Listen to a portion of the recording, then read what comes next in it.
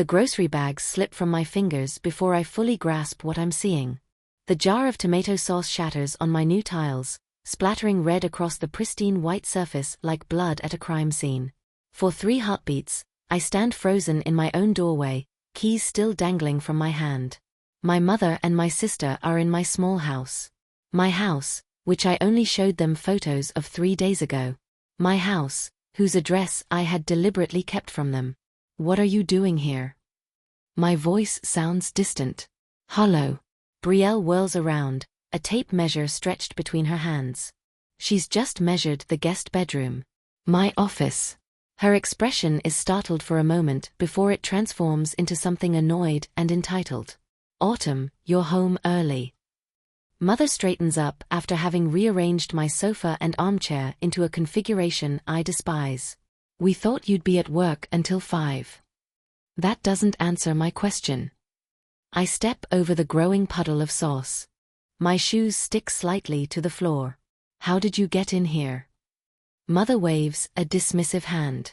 Oh, I had a spare key made yesterday when I stopped by to congratulate you. The memory surfaces immediately. Mother, during her brief visit, asking if she could use the bathroom. Her purse, unexpectedly left behind as she walked down the hall. At the time, I hadn't thought anything of it. You took my keys and copied them without asking. The tremor in my voice surprises me. Don't be so dramatic, darling. Mother busies herself fluffing a decorative pillow. We're just looking at how we can make it work for everyone. Make what work? The question forms but doesn't leave my mouth, because suddenly I know. The realization hits me with the force of a blow. Fragments of my childhood flash before me. Brielle's 11th birthday with the hired clown and backyard carnival, while my own celebration that same year consisted of a store-bought cake in our living room. Mother's dismissive attitude. That's just not in your budget. Unlike the lavish spending on my sister, this pattern had never changed. When I announced last month that I was house hunting, Mother hadn't congratulated me. She had immediately called Brielle to discuss possibilities. This is my home, I say, each word chiseled from ice. Not yours, not ours. Mine. I walk over to Brielle and take the spare key she'd been nervously toying with from her hand. Her fingers reflexively clench, then release. You can't seriously want to live here alone, Brielle says, her brow furrowed in feigned concern. This place has 3 bedrooms. The kids need space. Your living situation is not my problem. The firmness in my voice surprises me. After everything we've done for you. Mother's eyes widen. Her hand presses dramatically to her chest. Your sister's children need bedrooms. Family helps family, Autumn. You know that. The familiar weight of obligation presses down on me. A life of expectations that I would sacrifice for Brielle, because I always had. But something in me has changed. The trembling in my hands stops as clarity washes over me. You have exactly 2 minutes to leave before I call the police. I point to the door. My arm is steady. You wouldn't dare. Mother's voice sharpens. 1 minute and 50 seconds. They leave. Mother slams the door so hard the windows rattle. I slide the deadbolt with a satisfying click. Minutes later, the phone rings as I'm still scrubbing tomato sauce from the grout. Father's name lights up the screen. What the hell do you think you're doing? His voice booms as soon as I pick up. Your mother is in tears. You're tearing this family apart with your selfishness. I say nothing. Scrub harder at a stubborn red stain. Brielle needs help, Autumn. That's what family does. You always used to understand that. Always understood, always conceded, always sacrificed. Not anymore, I whisper, but he's still yelling and doesn't hear me. After I hang up, I stare at the family photo on my mantel. Mother, father, Brielle with her perfect husband and 3 children, and me, slightly out of focus at the edge, with the strained smile I'd worn my whole life. For the first time, I see us clearly, see the pattern of sacrifice I'd been conditioned to accept. I place the frame face down on the shelf. This house is mine. This life is mine, and I'm done giving pieces of it away. A day later, The Facebook notification pops up as I sip my morning coffee, a rare moment of peace. 3 days after the tomato sauce incident. Something about Brielle tagging me. I tap the icon, expecting another passive-aggressive family photo with me awkwardly positioned at the edge. What I find takes my breath away. A post from 3 weeks ago, before I'd even signed the purchase agreement for my house, shows Brielle's 3 children squeezed into their shared bedroom. The caption reads, "The kids will finally get a bigger home soon. Blessed, family over everything." My thumb hovers over the screen as I scroll to the comments. "Which bedroom will Isla get?" asks one of Brielle's friends. Brielle's reply, "The blue one with the bay window. Finn and Brooks will share the room opposite." Mother thinks the 3rd bedroom should remain a guest room in case Aunt Haven visits. My coffee cup slips from my fingers, splashing hot liquid over my bare feet.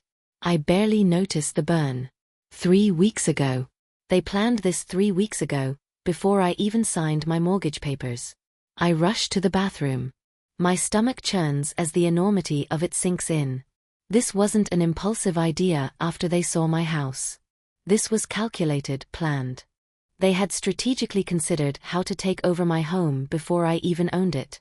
My phone buzzes with a text message as I rinse my mouth. It's from Father, but he accidentally included me in a group chat meant for Mother and Brielle. "Don't worry about Autumn's tantrum," Mother had written. "She'll give in once you're moved in. She always does." The tremor begins in my hands and spreads until my whole body shakes against the cool bathroom tiles. She always does. 3 words that summarize my entire life. The invitation for family dinner arrives via text the next evening. "We need to discuss a solution," Father writes. "Your mother is making pot roast. 7 p.m. I should decline. Every instinct screams to stay away. But a stunted, hopeful part of me wonders if, just maybe, they've had a change of heart. When I arrive, the table is already set with Mother's good china. Father, Mother, and Brielle are huddled together on one side. An empty chair waits for me on the other. The division couldn't be more obvious, even if they'd drawn a line down the middle. "Autumn," Mother says, her smile strained. "We're so glad you could come."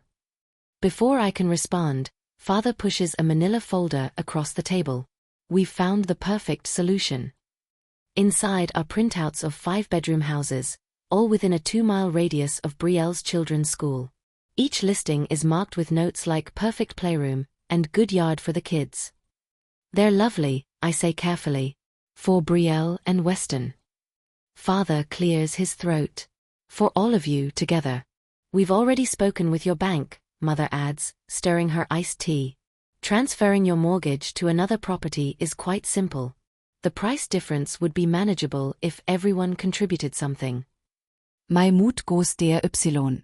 "You contacted my bank?"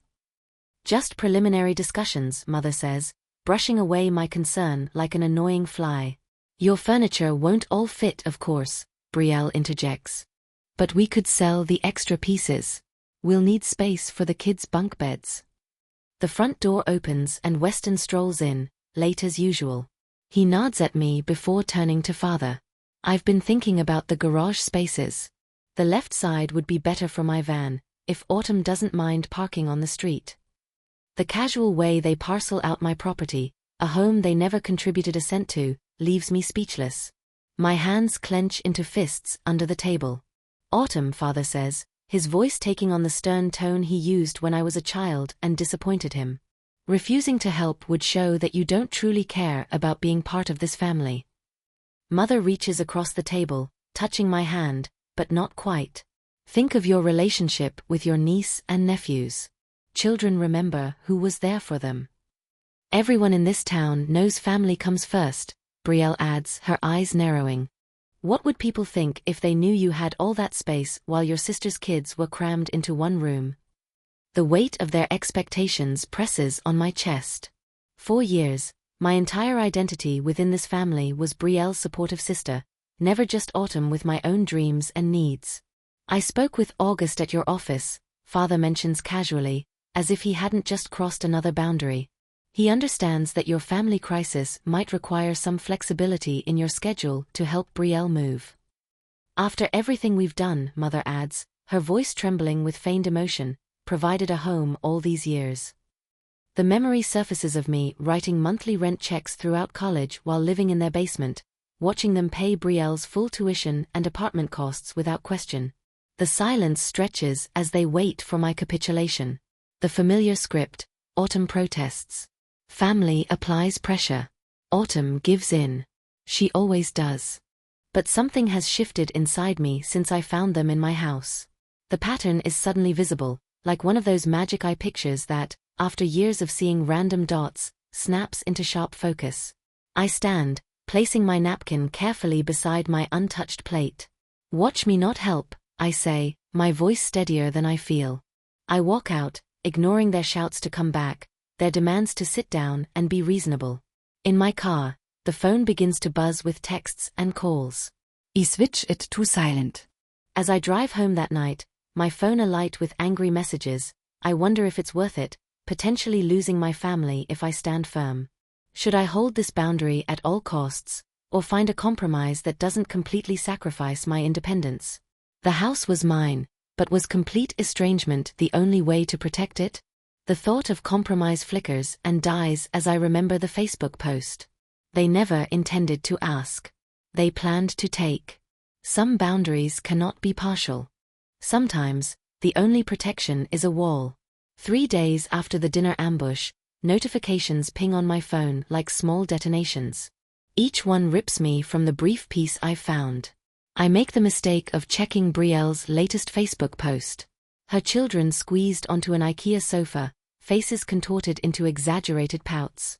The caption reads, "When abandonment by family means your kids don't have proper bedrooms. Family over everything, unless you're selfish, apparently." My stomach churns as I scroll through the sympathetic comments. People I've known since childhood offer prayers and support. 3 different ladies from the church community promise to speak to me about Christian family values. My finger hovers over the reply button, but what could I say that wouldn't add fuel to the fire? My phone buzzes with a text from Mrs. Hayes, my elementary school teacher. "Your mother showed me pictures of your beautiful house. So much space for one person. I raised 4 children in half that area." I place the phone face down on my kitchen counter, clutching the edge until my knuckles turn white. The betrayal burns like acid in my throat. Not just from Brielle, whom I expected this from, but from Mother. She posted photos of my house online with captions about forgetting where you came from and what happens when success goes to your head. The doorbell rings, sending my pulse racing.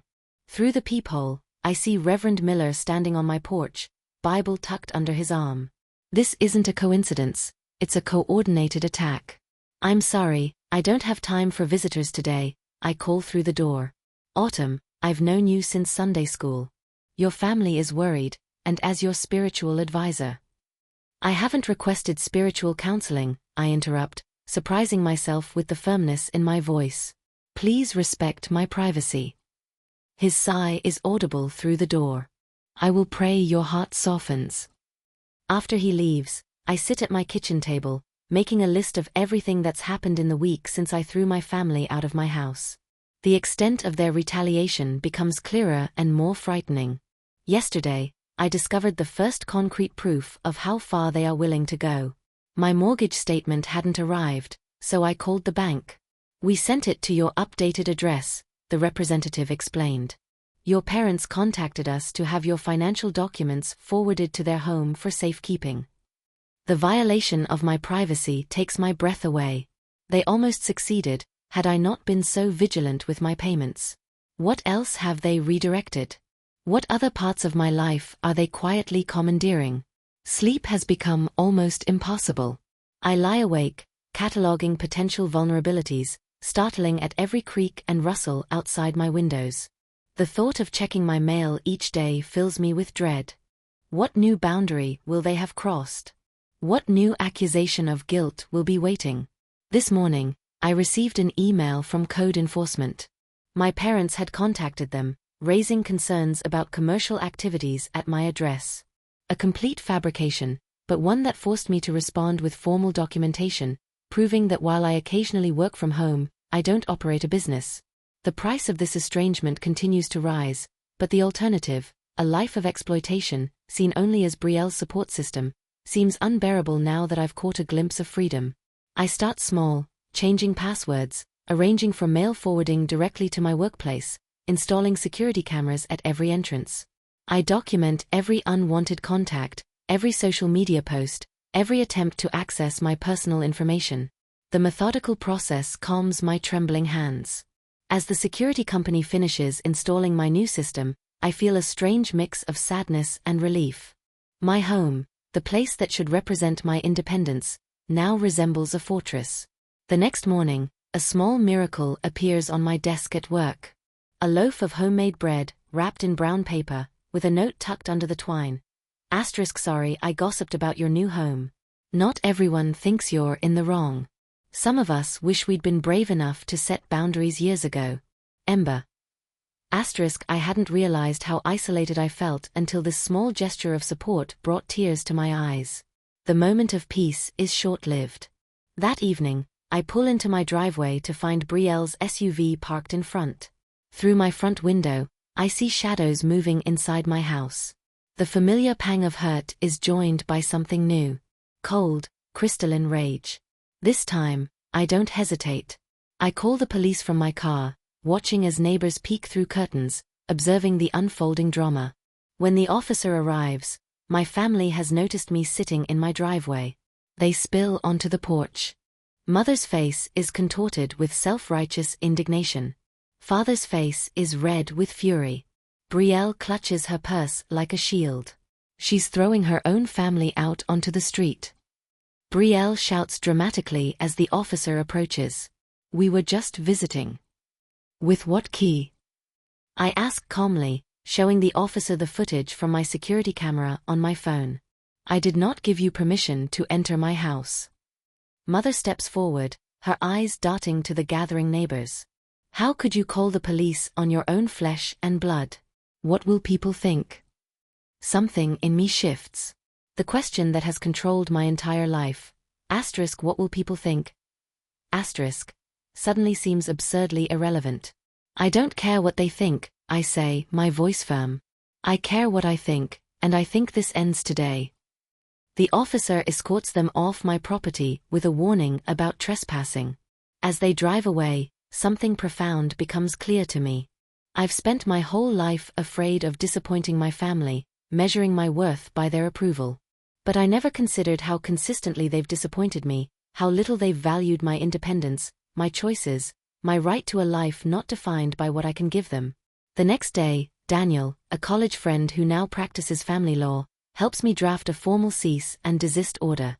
"They prey on your guilt," he tells me as we review the document. "They've used it as a weapon your entire life." When Brielle shows up at my workplace the following week, her eyes swollen from theatrical crying, my colleagues form an unexpected protective barrier. Ember intercepts her at the reception desk. 2 others casually join me for lunch when Brielle tries to ambush me in the parking lot. The contrast is striking. These people who owe me nothing, respect my boundaries without question, while my family, who should protect me, tramples every line I draw. With each passing day, my voice grows stronger. No becomes easier to say. That doesn't work for me, comes without apology. The words, "I've made my decision," no longer feel like a betrayal. At home, I change all the locks, upgrade my security system with door cameras that send alarms to my phone. I collect financial records, text messages, social media posts, a paper trail documenting years of exploitation. The folder grows thick with evidence I hope never to need, but feel safer having. The notification appears 2 days later on my phone during a meeting. The door camera shows my mother on my porch, trying a key in my lock, nervously glancing over her shoulder. The key doesn't fit. I've changed the locks twice since the last confrontation.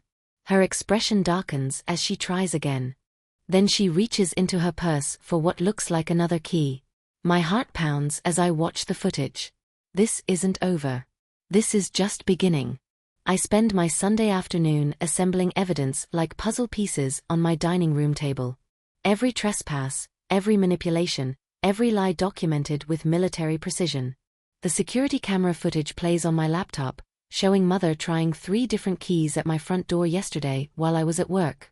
I add the timestamp to my spreadsheet, feeling a wave of satisfaction instead of the usual guilt. This looks comprehensive, Daniel says, adjusting his reading glasses as he reviews my documents. My lawyer friend has squeezed me into his Sunday, bringing the scent of coffee and legal pads into my living room. The cease and desist order should be ready tomorrow. Can you handle serving it yourself? I have to do it myself. I add the recorded call with the mortgage lender to a labeled folder. The representative's voice still echoes in my ears. * We spoke with someone posing as your mother about transferring your mortgage to another property. We informed her that this is not possible without your direct authorization. * Dr. Evelyn's advice guides my hand as I organize everything. Document, don't engage. Facts, not emotions. Boundaries, not arguments. Monday morning, I place the registered letter into my mother's hands. She doesn't open it, just stares at me with wounded eyes, as if I had betrayed her by protecting myself. You'll regret this, she whispers, but she takes the envelope. 3 days pass in blessed silence. No calls, no texts, no unexpected visits. I sleep through the night for the first time in weeks. Thursday brings the inevitable escalation.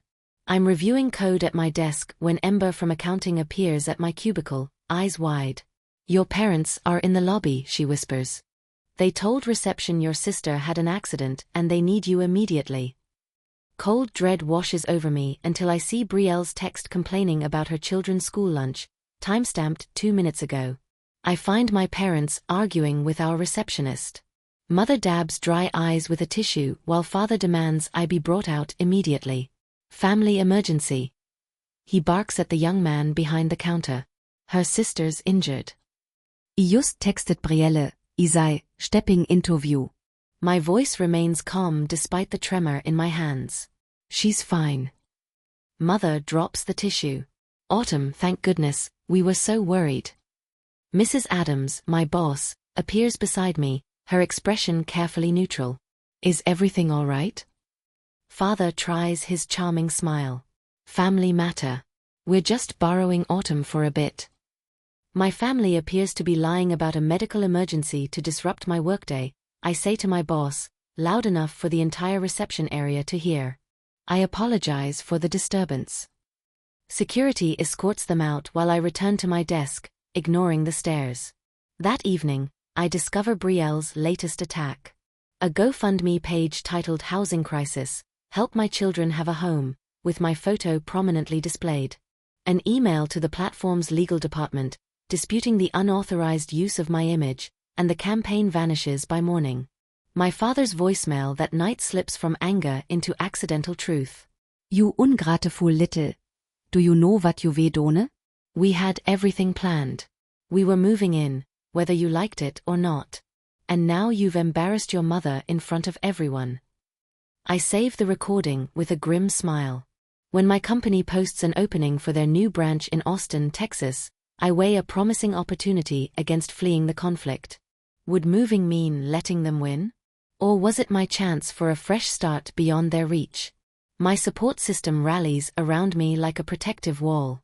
Daniel sends a formal warning to my family, outlining the legal consequences of continued harassment. Dr. Evelyn helps me formulate responses that remain factual, without engaging their emotional bait. My boss offers flexible hours during what she calls this transition period. Her eyes are knowing, but never pitying. Your house needs better security, River, my real estate friend says, pacing the perimeter of my property. Motion detectors here, and reinforce that back door. I had expected to feel alone in this fight. Instead, I've discovered allies I never knew I had. People who value my boundaries and recognize the toxicity of my family. The tide begins to turn. Aunt Eleanor calls, tentatively asking for the other side of the story. Cousin Mason texts, saying he doesn't think what they're asking is right. Even Brielle's perfect social media campaign backfires when friends comment, "Why can't you and Weston provide for your own family? And isn't Autumn single? Why should she house your kids?" Their facade crumbles, revealing the selfishness beneath. The job offer arrives via email on Friday afternoon. Branch Manager, Austin, Texas gleams on my screen like a beacon. Something releases in my chest. Opportunity, perhaps, or freedom. For the first time in weeks, I smile without reservation. A week later, at home, the cherry pie sits on my kitchen counter like a crimson trap. Mother stands beside it, her fingers tapping a rhythm against the granite I've known since childhood.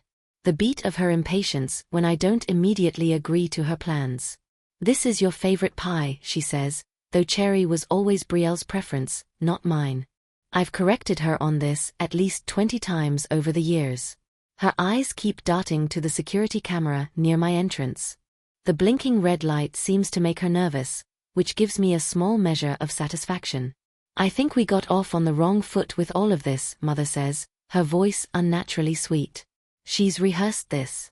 I can tell by the way she shifts her weight from one foot to the other, just as she did before parent-teacher conferences when I was young. "Your father and I have been thinking, and we've found the perfect compromise." "I wasn't aware we were negotiating," I say, keeping my distance. The kitchen island between us feels like necessary protection. Mother pulls a folder from her oversized purse. "We found some beautiful properties just 15 minutes from here. 5 bedrooms, plenty of space." She slides several glossy brochures across to me. "You sell this small house. We all move into one of those. There's even a mother-in-law suite for Brielle's family." I flip through the listings, noting the prices, 3 times that of my house. "And how exactly would that work financially?" "Well, you'd get the master bedroom, of course." She smiles, as if granting me a tremendous gift. "We've already toured 3 of them." The realtor was very accommodating when we explained the situation. "You toured houses in my name?" The calm in my voice surprises even me. Mother waves a dismissive hand. "We had to act fast. The miller's daughter is also looking in this area." She leans forward, her voice dropping. "Listen, Autumn. If you're difficult about this, we can always dispute the ownership. There's no way you could have afforded this place without family help." Family help. The words taste bitter. Do you mean the full rent I paid while living at home during college? Or perhaps you're referring to the student loans I'm still paying off, while Brielle's education was fully funded. Mother's face hardens. "Don't be ungrateful." Without answering, I walk to my office and return with an envelope. I place it on the counter between us, next to her untouched pie. "What's this?" She doesn't reach for it. It's a job offer from my company's new branch in Austin, Texas. I slide it towards her. "I accepted it last week." Her hand freezes mid-tap. "Austin." I watch her face fall before adding, "And I'm selling the house and moving next month." The color drains from her face. "But what about Brielle?" "Her living situation is not my concern." I open a drawer and pull out a thick manila folder.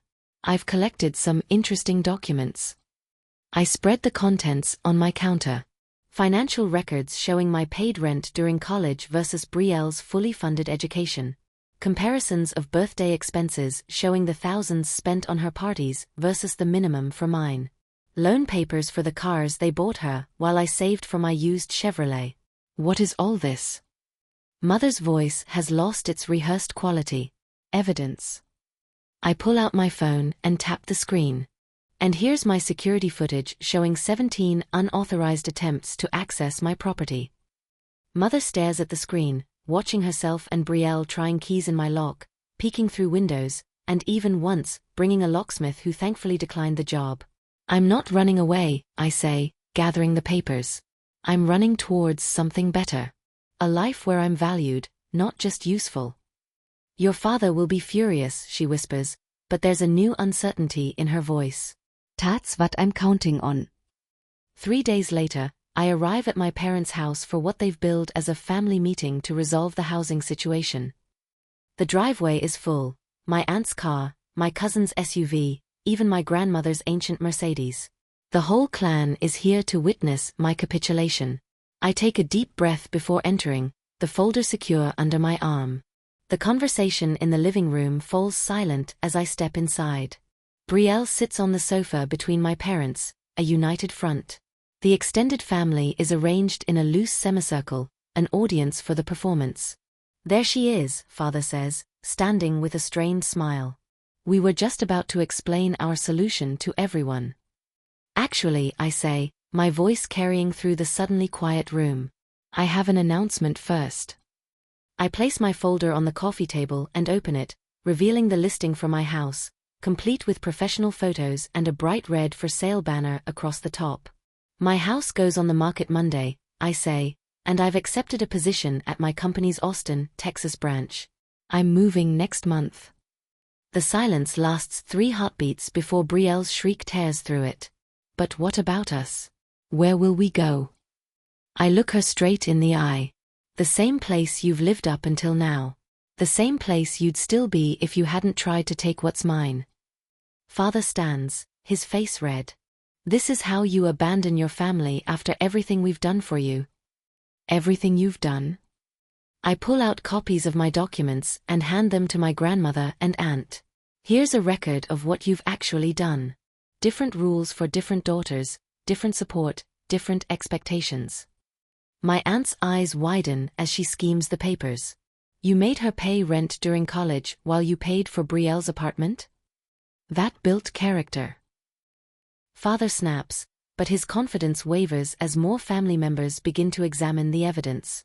You should see the security footage, I add, loud enough for everyone to hear. Of them trying to break into my house while I'm at work, calling my mortgage lender pretending to be me, creating a GoFundMe campaign claiming I'm in financial distress. My grandmother's hand covers her mouth. Is that true? My parents' silence is answer enough. As I drive home that evening, my phone hums with messages, not from my parents or Brielle, but from my aunt, my cousins, my grandmother. Words of support. Questions about whether they'd been deceived about other family matters over the years.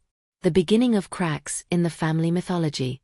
2 days later, my realtor calls with news that feels both like a victory and a farewell. You already have an offer, she says. $20,000 over asking price. Cash, with a 30-day close. I'll take it, I tell her without hesitation. One more thing, she adds. Do you want to keep the spare keys, or should I dispose of them? I think of all the keys copied without my permission. All the boundaries crossed. Dispose of them, I say. I won't need them where I'm going. As I hang up, I hear rumors that my parents have already approached my cousin Owen about his guest house. The cycle continues, but without me in it. I briefly wonder if a relationship with my family can be salvaged after I move, if distance might actually allow for some healing. But that is a question for another day. Tonight, I have boxes to pack and a new life to build. One that is entirely my own. A year later, the morning sun streams through windows that have no curtains, because I haven't decided what style I want yet. My furniture sits exactly where I placed it, not where anyone else thought it should go. The wall beside my desk blooms with photos. Me on a rocky mountain peak. Shaking hands with the CEO after my promotion. Standing proudly in front of this house on moving day. Not a single picture includes my family. My phone rests on the counter, its screen occasionally lighting up with notifications. A year ago, I would have jumped for it, heart racing at the possibility of another accusation or demand. Now, I glance at it with casual indifference. Unknown numbers go straight to voicemail, and some familiar ones do too. Outside, through the kitchen window, my garden catches the morning light. Rows of basil, thyme, and rosemary. Herbs mother always claimed would overwhelm her delicate palate, thrive in neat beds. Bright orange marigolds line the walkway. Their sharp scent, a childhood favorite. I was never allowed to plant them near the house. Too common, mother had said when I was 10. We'll plant roses instead. I bite into a fresh strawberry from my own patch, smiling at the sweetness. The doorbell rings, precisely at noon. Friends spill in, carrying gift bags and platters. Their faces radiant with genuine joy to see me. No one has an agenda other than to celebrate. Happy birthday, Autumn, calls Chloe, my colleague turned friend, setting down a bakery box. Apple pie, as requested. No chocolate cake? Asks Ethan, another colleague who drove 2 hours to be here. I've always preferred pie, I reply. The simple truth fills me with unexpected contentment. Especially apple pie. For decades, I dutifully blew out candles on chocolate cakes because Brielle loved it. Mother always said making 2 desserts was wasteful, when we could share. Chloe arranges candles on the pie while I pour wine into glasses. Stemware I chose because I liked it, not because it suited someone else's taste. What shall we toast to? Asks Olivia, the neighbor who brought me homemade bread when I moved in. To building a home, not just a house, I say, raising my glass. And to the family we choose. The words settle warmly in my chest as our glasses clink. On the wall near my door hangs a simple wooden key hook with only one key. Mine. No spare key hidden for emergencies. No copy owned by anyone else. Later, after everyone has left, I think about Noah, the new engineer at work. Yesterday, I saw him shrink when our project manager dismissed his ideas. The familia posture hit me like a punch to the gut. The same way I used to make myself smaller around my family. Actually, I had said, interrupting the manager. Noah's approach could save us significant testing time. Let's hear more. The surprise and gratitude in his eyes reminded me of my own reflection on the day I finally stood up to my family. My phone buzzes with a text from Liam, the landscape architect I've been seeing for a month. He respects my boundaries with a reverence that once would have felt strange, but now feels right. Still on for Saturday's hike? The message reads. I smiles I text back. Absolutely. Before bed, I scroll through my phone gallery, pausing at an old family photo, everyone huddled close, me as usual, slightly out of frame. After a brief hesitation, I delete it, replacing it with a picture of my front door, painted the vibrant red I always wanted. My cousin Britta texts occasionally now. Last week, my uncle called to check in. These tentative connections with extended family happen on my terms, with clear boundaries they've learned to respect. As I lie in bed in my quiet house, I wonder if complete estrangement from my parents and Brielle was necessary for healing, or if one day I might rebuild some limited contact on my terms. What would you do? Was the distance the peace bringer, or would you try to forge a new, more balanced relationship from the ashes of the old? For tonight, I am content with the life I have built.